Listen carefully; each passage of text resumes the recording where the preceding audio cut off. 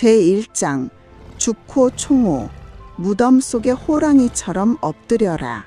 65살 정혜입니다, 여러분. 인생이라는 거대한 전쟁터에서 지금 어디쯤 서 계십니까? 나름대로 최선을 다해 달려왔는데 세상은 나를 알아주지 않고 내 편은 하나도 없는 것 같은 외로운 기분이 들 때가 있지는 않으셨나요? 무언가 새로운 일을 시작하려 해도 주변의 시선이 두렵고 한 번의 실패에도 가슴이 무너져 내리는 경험을 해보셨을 겁니다. 그럴 때 우리는 흔히 조급함이라는 함정에 빠집니다. 왜 나를 무시하는가? 왜 내 뜻대로 풀리지 않는가? 라며 세상에 소리를 지르거나 억지로라도 내 능력을 증명해 보이려 애를 쓰지요. 하지만 여러분, 오늘 제가 소개할 사마이는 전혀 다른 길을 선택했습니다. 그는 스스로를 총호주거, 즉 무덤 속에 엎드린 호랑이라 불렀습니다. 호랑이가 왜 무덤 속에 들어갔을까요? 배가 고파서일까요? 아닙니다. 자신이 가장 강할 때, 그리고 적들이 가장 서슬퍼렇게 눈을 뜨고 있을 때 자신의 발톱을 숨기고 완벽한 기회를 기다리기 위해서였습니다. 무덤은 죽음의 공간이지만 사마이에게는 다시 태어나기 위한 가장 안전한 은신처였습니다. 오늘 1장에서는 여러분이 마주한 그 막막하고 어두운 현실을 어떻게 하면 가장 강력한 승리의 거점으로 바꿀 것인지 사마이의 무서운 인내수를 통해 그 비밀을 파헤쳐 보겠습니다. 1000년 전 위나라의 조조는 사람의 눈빛만 보고도 그가 배신할지 아닐지를 꿰뚫어 보던 의심의 화신이었습니다. 그는 사마이를 처음 본 순간 본능적으로 위협을 느꼈습니다. 이놈은 보통 놈이 아니다. 늑대처럼 뒤를 돌아보는 랑고상을 가졌으니 언젠가는 우리 가문의 목을 물 것이다 라며 사마이를 죽이려 호시탐탐 기회를 엿보았습니다. 여러분이라면 어떠셨겠습니까?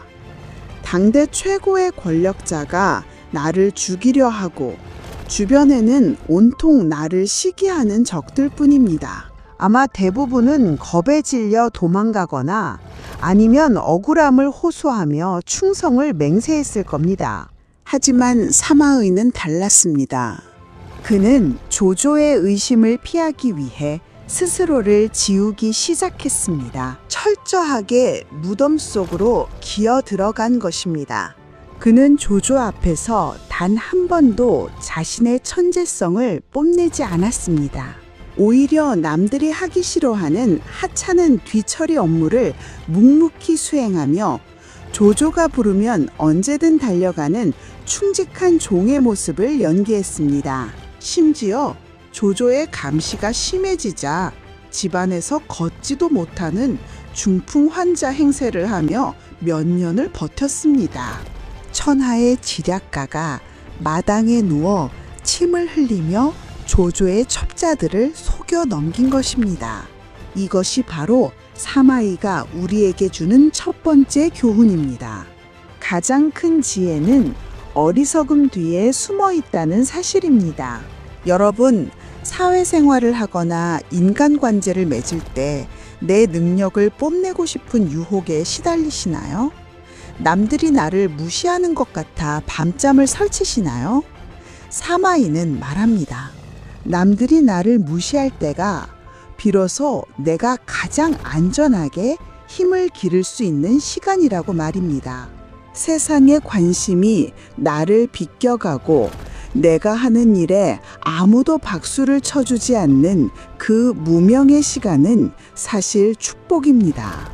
그 시간 동안 우리는 실력을 갈고 닦고 내면의 근육을 키우며 진짜 시대를 읽는 안목을 기를 수 있기 때문입니다. 사마이가 무려 40년을 엎드려 있었던 것처럼 지금 여러분이 겪고 있는 외로움과 무관심은 장차 여러분이 맞이할 거대한 승리를 위한 무덤 속의 준비여야 합니다.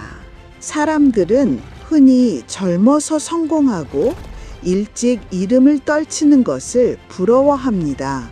하지만 사마의의 눈으로 보면 그것은 위험한 일입니다. 준비되지 않은 상태에서 쏟아지는 찬사와 관심은 독이 됩니다.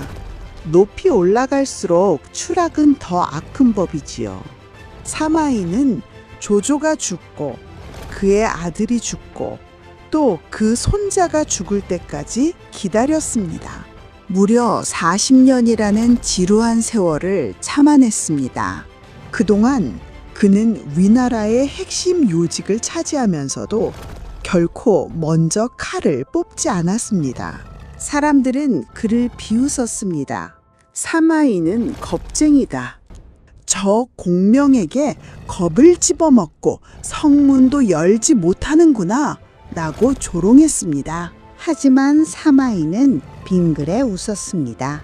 조롱은 바람과 같아서 곧 지나가지만 마지막에 거머쥐는 승리는 바위와 같아서 영원히 남는다는 것을 알았기 때문입니다. 여러분, 지금 혹시 주변 사람들에게 무시당하고 계십니까?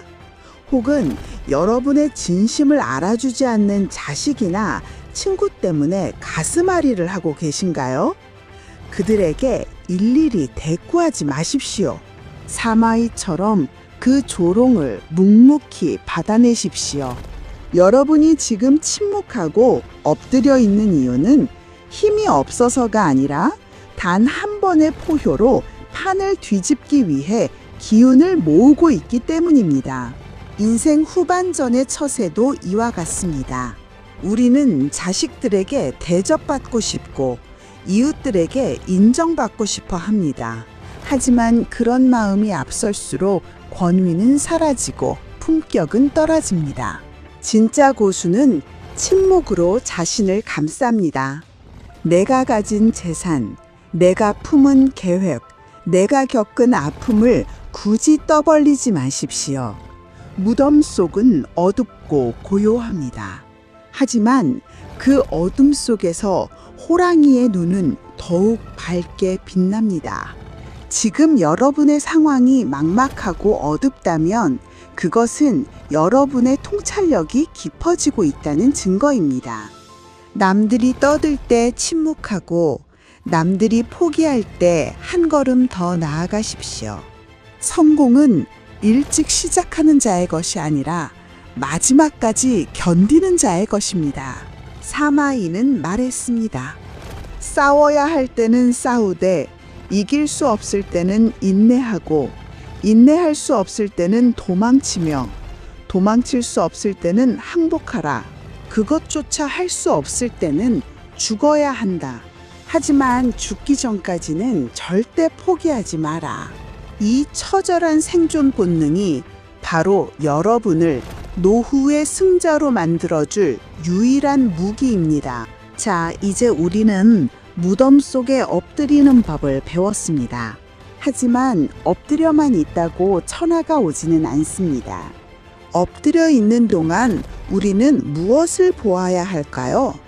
바로 적의 마음과 세상의 흐름입니다.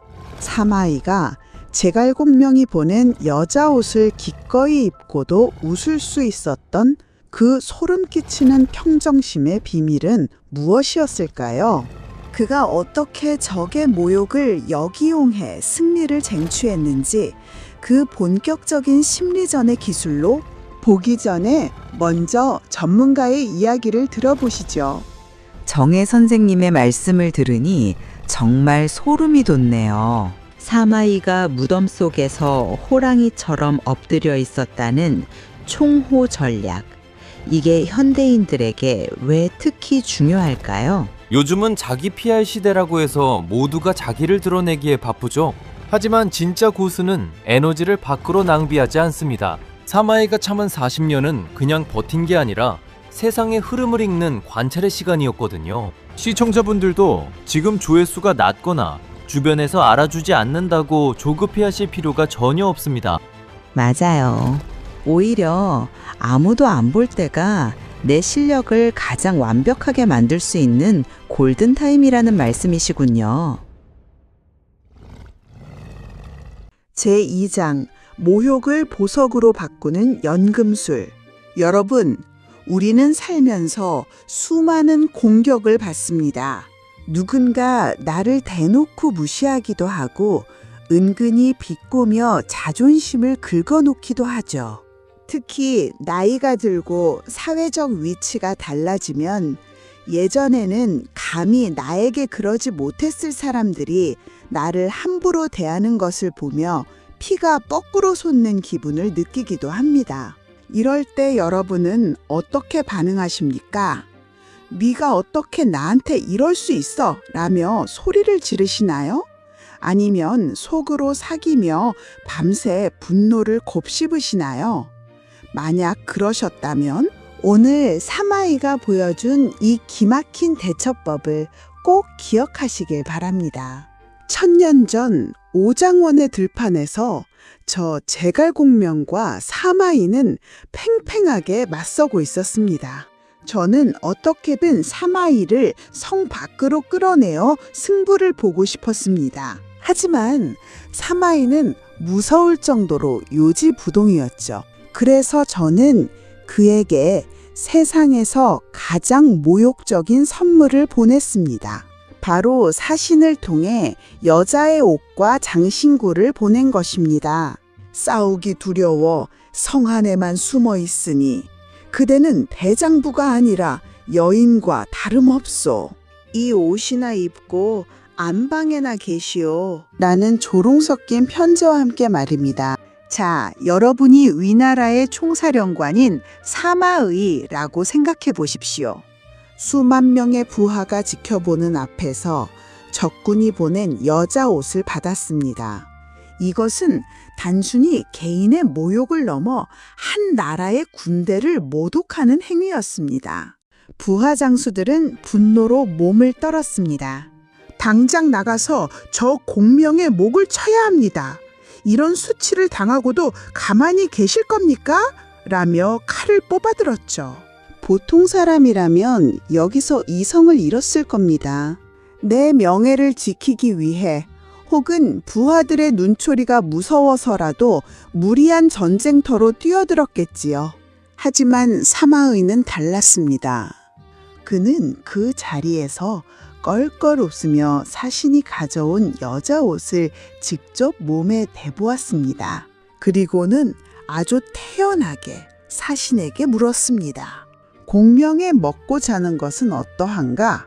하루의 업무는 얼마나 보는가? 사마이는 자신을 향한 날카로운 화살을 한순간에 솜사탕처럼 녹여버렸습니다. 그는 알고 있었습니다. 상대가 나를 모욕한다는 것은 지금 상대가 그만큼 초조하다는 증거라는 사실을 말입니다.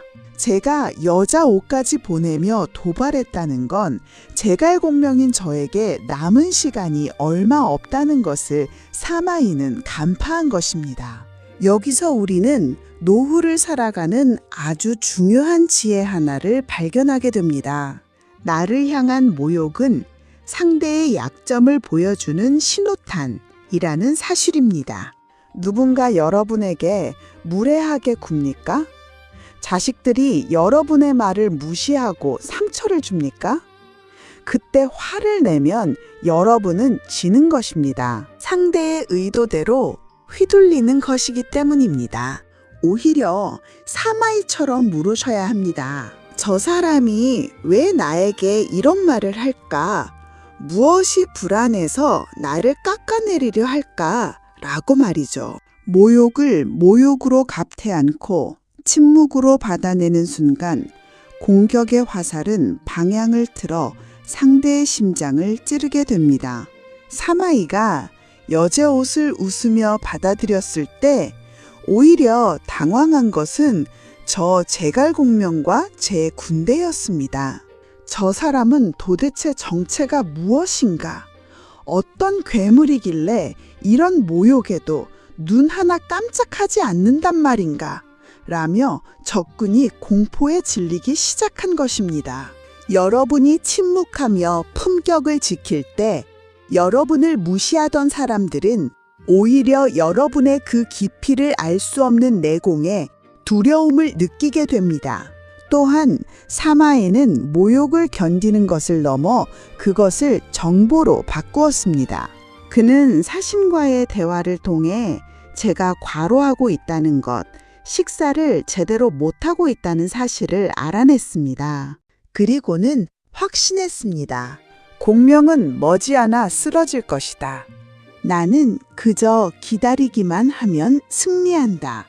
인생의 승리는 누가 더 화려하게 말하느냐가 아니라 누가 더 끝까지 평정심을 유지하느냐에 달려 있습니다. 사마이에게 여자 옷은 굴욕의 상징이 아니라 적의 파멸을 알려주는 보석과 같은 신호였습니다. 지금 여러분을 힘들게 하는 모욕이 있습니까? 그것을 보석으로 바꾸십시오. 아, 저 사람이 지금 나를 견제할 만큼 내가 대단한 존재구나. 저 사람이 저렇게 화를 내는 걸 보니 상황이 좋지 않구나. 라고 생각하십시오. 여러분의 마음속에 사마이와 같은 단단한 성벽을 쌓으십시오. 성벽 안에서 여러분은 그저 웃으며 때를 기다리면 됩니다. 모욕에 흔들리지 않는 어른, 어떤 조롱에도 품위를 잃지 않는 인간, 그런 사람이야말로 세상이 감히 함부로 할 수 없는 진정한 승자입니다. 사마이가 증명했듯이 최후의 웃음은 가장 화려한 갑옷을 입은 자가 아니라 가장 부끄러운 옷을 입고도 평온함을 유지한 자의 몫이기 때문입니다. 자, 이제 우리는 모욕을 다스리는 무서운 연금술을 배웠습니다. 하지만 사마이의 지략은 여기서 끝이 아닙니다. 그는 단순히 참는 사람이 아니었습니다. 때가 왔을 때 그가 40년간 숨겨온 칼을 어떻게 단 한 번의 휘두름으로 천하를 장악했는지 그 소름 돋는 반전의 기술을 보기 전에 전문가의 의견을 확인해 보겠습니다. 여자 옷을 선물 받고도 웃을 수 있다니 저는 도저히 상상도 못하겠어요. 이건 단순히 참는 수준을 넘어서는 것 같아요. 그게 바로 사마이의 무서운 점입니다. 그는 감정과 목표를 철저히 분리했습니다. 상대가 나를 모욕할 때 같이 화를 내면 그 사람과 같은 수준이 되는 거거든요. 사마이는 여자 옷을 입어보며 적의 조급함을 읽었습니다. 노후에 자식이나 주변 사람들에게 상처받는 분들 많으시죠? 그때 화를 내기보다 아, 저 사람이 지금 무언가 불안하구나 라고 한 발 떨어져서 보는 여유. 그게 진짜 어른의 공부입니다.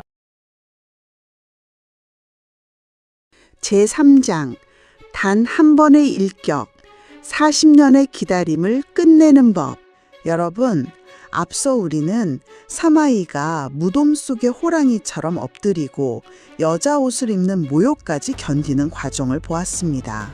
그런데 여기서 한 가지 의문이 생깁니다. 그저 참기만 하면 바보가 되는 것 아닌가? 평생 참다가 인생 다 지나가면 어떡하나 라는 걱정 말입니다. 하지만 사마이는 바보가 아니었습니다.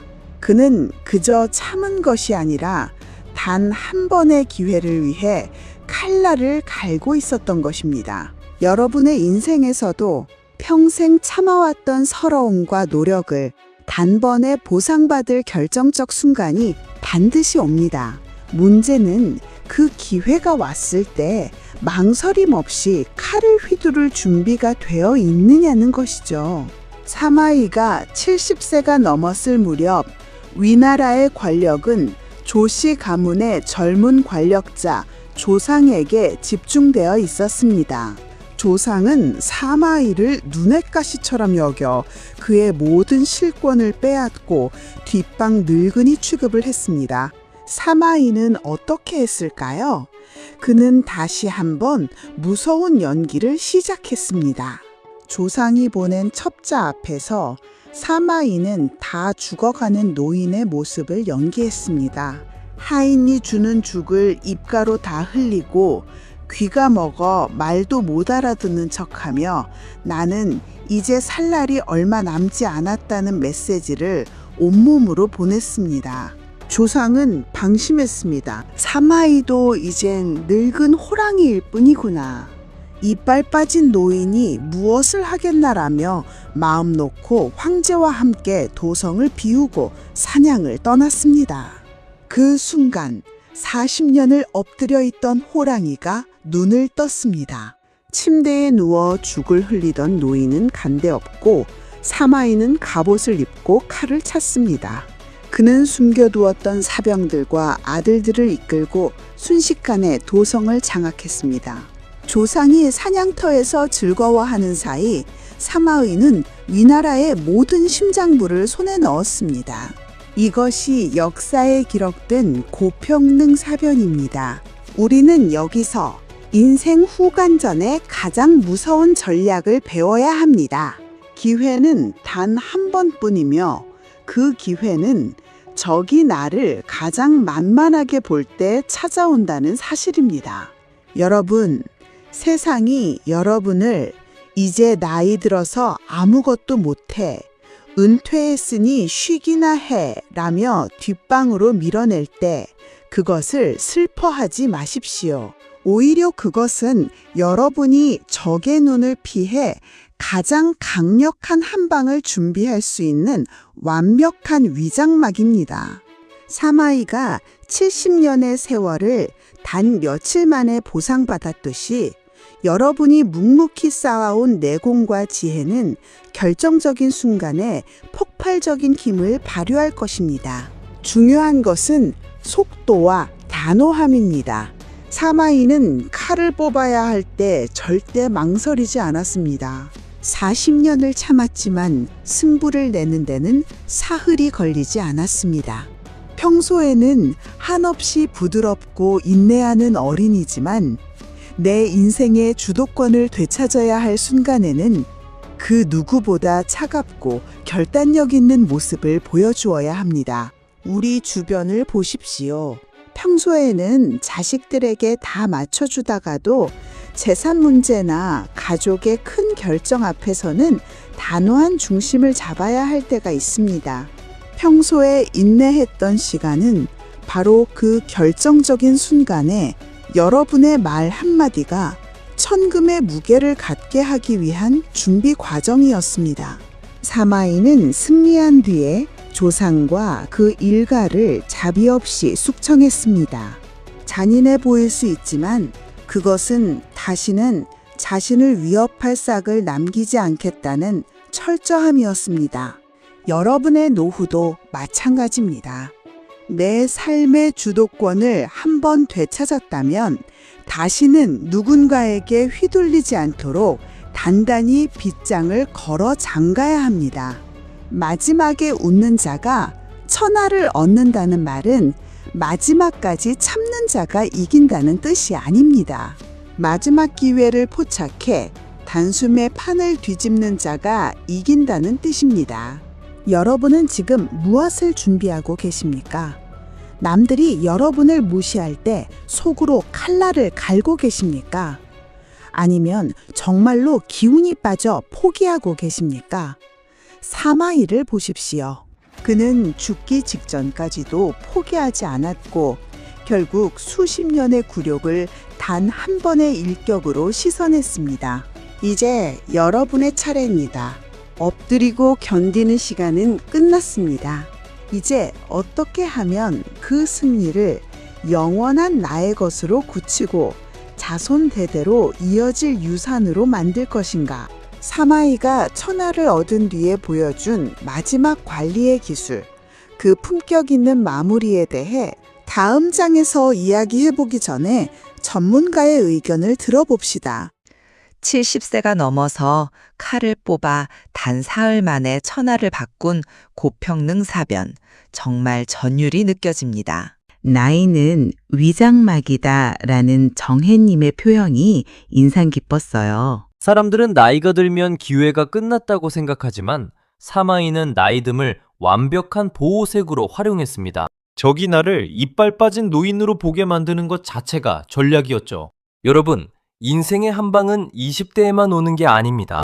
사마이처럼 70대에도 판을 뒤집을 수 있는 힘은 결국 준비된 인내에서 나옵니다. 제4장 승자의 품격. 얻은 것을 지키는 수성의 지혜. 여러분, 우리는 살면서 무언가를 얻기 위해 처절하게 싸웁니다. 돈을 벌기 위해, 자식을 키우기 위해, 혹은 내 자존심을 지키기 위해 말이죠. 그런데 참 신기한 것이 있습니다. 그토록 원하던 것을 손에 넣고 나면 이상하게도 그때부터 더 큰 위기가 찾아오곤 합니다. 얻는 것보다 어려운 것이 바로 지키는 것이기 때문입니다. 사마이는 단 한 번의 일격으로 위나라의 대권을 잡았습니다. 하지만 그는 승리에 취해 거드름을 피우거나 왕처럼 군림하려 들지 않았습니다. 오히려 그는 승리한 그날부터 더 철저하게 자신을 낮추었습니다. 이것이 바로 사마이가 가진 무서운 수성의 기술입니다. 보통 사람들은 성공하면 자랑하고 싶어 합니다. 내가 이만큼 해냈어 라며 주변 사람들에게 인정받고 싶어 하죠. 하지만 사마이는 알고 있었습니다. 내가 높이 올라갈수록 나를 끌어내리려는 화살은 더 많아진다는 사실을 말입니다. 그는 권력을 잡은 뒤에도 황제에게 변함없는 예우를 갖추었고 자신에게 주어지는 화려한 관직과 포상을 여러 번 거절했습니다. 여기서 우리가 배워야 할 노후의 지혜가 있습니다. 가장 강력한 권위는 나를 낮출 때 완성된다는 것입니다. 여러분, 집안에서나 사회에서 주도권을 잡으셨나요? 자식들이 이제야 내 말을 듣기 시작했습니까? 그때가 바로 가장 조심해야 할 때입니다. 내 목소리가 커질수록 자식들의 마음은 멀어지고 내 고집이 세질수록 주변 사람들의 시기는 깊어집니다. 사마이처럼 얻은 뒤에 더 머리를 숙이십시오. 내가 가진 것을 자랑하기보다 내가 가진 것을 어떻게 나눌 것인지를 고민하십시오. 그때 비로소 사람들은 당신을 운 좋은 승자가 아닌 존경받는 어른으로 대접하기 시작합니다. 사마이의 또 다른 지략은 바로 포용의 미학이었습니다. 그는 정적들을 숙청할 때는 서슬퍼렇게 칼을 휘둘렀지만 자신에게 위협이 되지 않는 이들에게는 한없이 넓은 바다와 같았습니다. 그는 적이었던 사람들의 재능조차 아까워하며 그들을 등용했고 백성들의 삶을 돌보는데 온 힘을 쏟았습니다. 우리의 삶도 마찬가지입니다. 나에게 상처 주었던 사람, 나를 무시했던 이웃들, 그들을 모두 적으로 돌리고 살기엔 남은 인생이 너무도 귀합니다. 사마이처럼 품으십시오. 나를 낮추고 상대를 인정해주는 순간 어제의 적은 오늘의 가장 든든한 아군이 됩니다. 아버지는 역시 다르구나. 저분은 참 그릇이 크다. 라는 말은 내가 주장해서 얻는 것이 아니라 나의 포용력을 본 타인들이 선물해주는 훈장과 같습니다. 여러분, 사마이가 승리한 비결은 칼이 강해서가 아니었습니다. 사람의 마음이 어디로 흐르는지를 정확히 읽었기 때문입니다. 그는 권력을 탐하는 자가 아니라 나라의 혼란을 잠재우고 질서를 세우는 자라는 인상을 세상에 심어주었습니다. 우리도 마찬가지입니다. 우리가 노후에 지키고자 하는 것은 단순히 통장의 잔고가 아니라 내 삶의 질서와 평화여야 합니다. 주변 사람들과의 관계를 정리하고 불필요한 욕심을 걷어내며 내 곁에 남은 사람들에게 따뜻한 그늘이 되어주는 것. 그것이 바로 사마이가 보여준 진정한 승자의 모습입니다. 사마이는 말했습니다. 천하를 얻는 것은 지혜로 가능하지만 천하를 지키는 것은 덕으로만 가능하다. 이제 여러분은 사마이의 칼을 가졌습니다. 그 칼을 휘둘러 누군가에게 상처를 주는데 쓰시겠습니까? 아니면 내 소중한 사람들을 지키는 울타리를 만드는 데 쓰시겠습니까? 승자의 자리는 외롭지만 그 외로움을 품격으로 채우는 순간 전설이 됩니다. 자, 이제 대장정의 마지막 장이 남았습니다. 평생을 인내하고 마침내 승리하여 그 승리를 지켜낸 사마이. 그는 자신의 마지막을 어떻게 준비했을까요? 죽어서도 가문을 번성시키고 수백 년의 역사를 바꾼 사마이의 마지막 뒷모습, 그 유산의 미학에 대해 이제 그 결론을 맺어보겠습니다. 제5장, 뒷모습의 완성. 영원한 승자로 남는 최후의 지략. 여러분, 이제 긴 여정의 마지막 장에 도착했습니다. 무덤 속 호랑이처럼 엎드리고 여자 옷의 굴욕을 견디며 마침내 단 한 번의 일격으로 천하를 거머쥐었던 사마이. 그의 나이 73. 마침내 그에게도 지상의 마지막 시간이 찾아왔습니다. 보통 권력을 쥔 영웅들은 마지막 순간에 화려한 무덤을 만들거나 자신의 공적을 기리는 거대한 비석을 세우려 합니다. 내가 이 세상을 떠나도 내 이름만은 영원히 기억되길 바라기 때문이죠. 하지만 사마이는 마지막 순간까지도 우리를 놀라게 하는 결정을 내립니다. 그는 자식들을 불러 모아 이렇게 유언했습니다. 나를 위해 비석을 세우지 마라. 내 무덤 곁에 나무를 심지도 마라. 내가 죽으면 평복을 입혀 조용히 묻고 제사도 지내지 마라. 여러분, 이 말의 의미가 무엇일까요? 평생을 의심과 견제 속에서 살아온 사마이는 알고 있었습니다. 화려한 무덤은 도굴꾼의 표적이 되고 거대한 비석은 후대의 적들에게 공격의 빌미가 된다는 사실을 말입니다. 그는 죽어서도 자신을 철저히 감춤으로써 자신의 가문과 자식들을 보호하려 했던 것입니다. 여기서 우리는 인생의 가장 위대한 마무리가 무엇인지 깨닫게 됩니다. 그것은 비우는 뒷모습입니다. 우리는 자식들에게 내 공을 인정받으려 하고 내가 일군 것들을 훈장처럼 자랑하며 떠나고 싶어 합니다. 하지만 사마이는 가르쳐 줍니다. 진정한 유산은 비석에 새겨진 글자가 아니라 내가 남긴 지혜 그 자체여야 한다는 것을 말이죠. 사마이가 자신을 낮추고 감추었을 때 오히려 그의 아들들은 위나라를 넘어 진이라는 새로운 나라를 세우는 기틀을 다질 수 있었습니다. 여러분, 여러분의 마지막 뒷모습은 어떻게 해야 할까요? 자식들에게 나를 기억해달라고 애원하는 부모가 아니라 자식들이 스스로 부모님의 지혜가 우리 가문을 살렸다고 고백하게 만드는 어른이 되어야 합니다. 내가 가졌던 권위와 재산에 집착하기보다 그것을 내려놓는 뒷모습이 아름다울 때 여러분은 비로소 전설이 됩니다. 사마이는 죽기 직전 이런 말을 남겼습니다. 나는 평생 다른 사람의 칼을 두려워하지 않았다. 내가 두려워한 것은 오직 내 마음속의 오만함 뿐이었다. 천하를 얻고 나서도 오만함이라는 이름의 적과 싸웠던 사마이. 그는 마지막 순간에 모든 것을 내려놓음으로써 영원한 승자가 되었습니다. 그가 세상을 떠난 뒤 그를 비웃던 사람들은 사라졌지만 그의 가문은 수백 년간 천하를 통치했습니다. 이것이 바로 인내가 만들어낸 기적이고 침묵이 만들어낸 승리입니다.